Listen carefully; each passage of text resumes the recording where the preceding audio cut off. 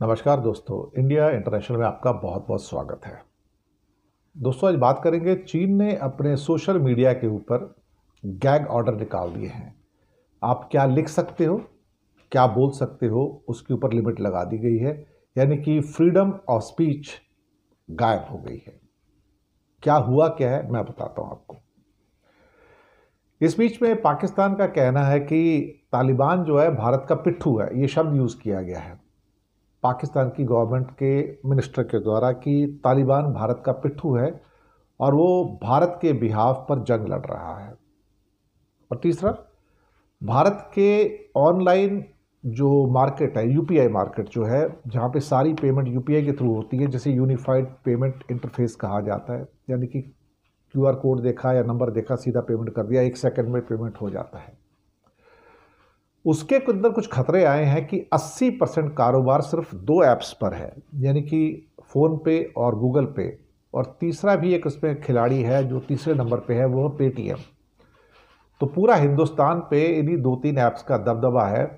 और आरबीआई को अब डेंजर अलर्ट मिला है, क्योंकि सिर्फ 2 या 3 ऐप्स पूरे भारत के ट्रांजैक्शंस को कंट्रोल कर रहे हैं। यानी कि उनके पास सबके नंबर हैं, सबके डेटा हैं। तो इंडिया इंटरनेशनल पहले इसी की बात आज करेंगे। सबसे पहले चाइना के अंदर क्या हुआ है साहब। चाइना ने मीडिया के अंदर, दरअसल आप जो कमेंट करते हैं, लिखते हैं, बात करते हैं, टॉपिक पे बात करते हैं, नए नियम बना दिए हैं। अगर आपके पास क्वालिफिकेशन नहीं है तो आप नहीं बात कर सकते। जैसे कि अगर मेडिसिन में, लॉ में, एजुकेशन में, फाइनेंस पे या हेल्थ पे या किसी भी एक प्लेटफॉर्म पे अगर आपके पास क्वालिफिकेशन नहीं है या आईटी में, तो आप बोल नहीं सकते उसके ऊपर।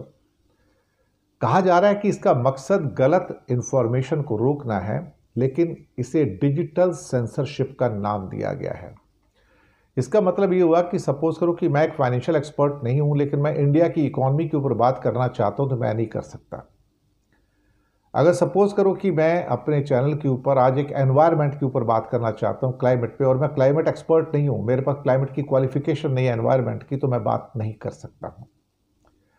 अगर मेरे पास कोई एंटरटेनमेंट की क्वालिफिकेशन नहीं है, तो मैं फिल्मों के बारे में बात नहीं कर सकता हूँ। अगर मेरे पास कोई एजुकेशनल क्वालिफिकेशन नहीं है बड़ी, तो मैं एजुकेशन के अंदर जो जो करना है प्रोग्रेस, उसके ऊपर बात नहीं कर सकता कि ये है। इसका मतलब कि कोई भी चीज़ों पर पोस्ट करने से पहले किसी भी क्रिएटर को उन्हें साथ में अपना एक प्रोफेशनल लाइसेंस या डिग्री या सर्टिफिकेट दिखाना होगा कि आपके पास इस सब्जेक्ट पे बोलने की सलाहियत है, बोलने की महारत है। मकसद ये है कि गलत जानकारी ना फैलाई जाए। लेकिन ये तो साहब, ये तो एक किस्म से देखा जाए तो पूरी की पूरी सेंसरशिप हो गई कि आप कुछ लिख ही नहीं सकते वहाँ पर। अब ये भी बताया है कि जो उनका टिकटॉक का जो चाइनीज वो है, इसके बाद बिली है या वीबो जो है, इन सब के ऊपर उनको एक डिस्क्लेमर भी देना होगा और बताना होगा कि यह जानकारी जो आप दे रहे हो कौन सी स्टडी से ली गई है और इसमें कौन सा एआई जनरेटेड कंटेंट का इस्तेमाल किया गया है। और साथ में मेडिकल प्रोडक्ट्स, सप्लीमेंट्स और हेल्थ फूड्स के जो एड्स थे वो भी रोक दिए गए हैं। मुझे लगता है कि ये तो डिजिटल सेंसरशिप का एक बड़ा नया नमूना निकल के आया है। और फिर कहते हैं अगर आप एक्सपर्ट नहीं है, विशेषज्ञ नहीं है और सुपर स्पेशलिस्ट नहीं है, तो आप किसी सब्जेक्ट पे बात नहीं कर सकते। ये तो बड़ी अजीब सी बात हो गई साहब। फिर तो आप एजुकेशन पे, हेल्थ पे, फाइनेंस पे, एंटरटेनमेंट के, फिल्मों के ऊपर, स्पोर्ट्स के ऊपर आप बात ही नहीं कर सकते, क्योंकि आपके पास सर्टिफिकेट नहीं है, प्रोफेशनल लाइसेंस नहीं है। अब सरकार चाइना की कहती कि इससे क्रेडिबिलिटी बढ़ेगी और जो कंटेंट आएंगे वो जो डिग्री होल्डर्स हैं या सर्टिफिकेट होल्डर्स हैं या जो प्रोफेशनल लाइसेंस है किसी चीज़ के ऊपर, वही उसके ऊपर बात करेंगे। यानी कि मुझे अगर सपोज करो आपको बताना है कि भाई इनकम टैक्स के अंदर क्या क्या नए नए बदलाव हो गए हैं सरकार के द्वारा, तो उसके लिए मुझे चार्टर्ड अकाउंटेंट होना ज़रूरी है। अगर मैं चार्टर्ड अकाउंटेंट नहीं है तो मैं अपने चैनल पे आके आपको जानकारी नहीं दे सकता। तो गले के अंदर पूरा फंदा डाल दिया साहब। फ्रीडम ऑफ स्पीच की माँ बहन एक कर दी साहब चाइना ने, ख़त्म कर दिया एक्चुअली देखा जाए तो। That is the problem with China कि भले ही आप तरक्की करते रहोगे लेकिन लोगों के पास जो एक मूल आज़ादी होती है बोलने की, लिखने की, पढ़ने की, बात करने की, वो नहीं है। जब आप किसी से उसकी आज़ादी छीन लेते हो फिर कुछ बचता नहीं उसके पास। सच बात तो यही है। दूसरा, एक पाकिस्तान ने इल्ज़ाम लगाया है कि तालिबान जो है भारत का पिट्ठू है। ये शब्द किसने कहे हैं? पाकिस्तान के डिफेंस मिनिस्टर ख्वाजा आसिफ ने, कि तालिबान इंडिया का प्रॉक्सी है। प्रॉक्सी नहीं है, बल्कि जो वर्ड यूज़ किया गया कि वो तो इंडिया का पिट्ठू है एक्चुअली। और पाकिस्तान का ये भी कहना है कि पाकिस्तान के पास इस बात के सबूत हैं। अल अरेबिया को उन्होंने एक इंटरव्यू दिया और कहा कि तालिबान दिल्ली के साथ ये संबंध उनके बहुत लंबे टाइम से हैं। अभी हालिया उनके तालिबान के मिनिस्टर इंडिया आए थे और वहाँ पे वो 8-9 दिनों के लिए थे और उसी दौरान पाकिस्तान और अफगानिस्तान के बीच में कॉन्फ्लिक्ट भी हुआ। हमने जवाबी कार्रवाई की, उन्होंने भी कार्रवाई की और हमारे भी कई सोल्जर्स मारे गए और तालिबान के भी कई सोल्जर्स मारे गए। और फिर कहते हैं कि ये जो सारे तालिबान के सोल्जर्स हैं ये भारत के लिए लड़ाई लड़ रहे हैं। ये एक छद्म युद्ध है, यानी कि एक फेक वॉर, प्रॉक्सी वार कर रहे हैं। तो भारत हमारे खिलाफ एक लो इंटेंसिटी की वॉर कर रहा है तालिबान के थ्रू।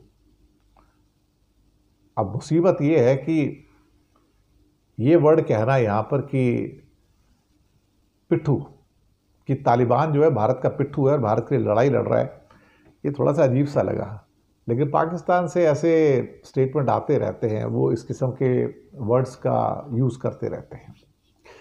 एक और खबर पे आते हैं कि इंडिया का जितना भी यूपीआई का कारोबार है, जहाँ पे इंस्टेंट पेमेंट करते हैं, मोबाइल फ़ोन से कर देते हैं या टैब से कर देते हैं, उसमें पाया गया कि ले दे के सिर्फ 2 ऐप्स का दबदबा है, या छोटे रूप में एक तीसरा ऐप भी है।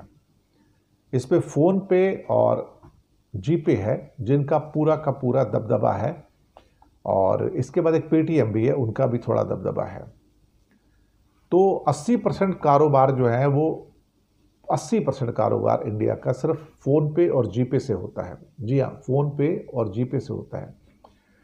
ये एक अलर्ट आया है आरबीआई के पास, ख़ास तौर से इफ़ी का, और ये मुझे लगता है कि उनका कहना है कि जो कॉन्सेंट्रेशन हो रहा है कि सारी की सारा पेमेंट सिर्फ 2-3 ऐप्स के थ्रू हो रहा है, तो ये कॉन्सेंट्रेशन का रिस्क बहुत ज़्यादा हो गया।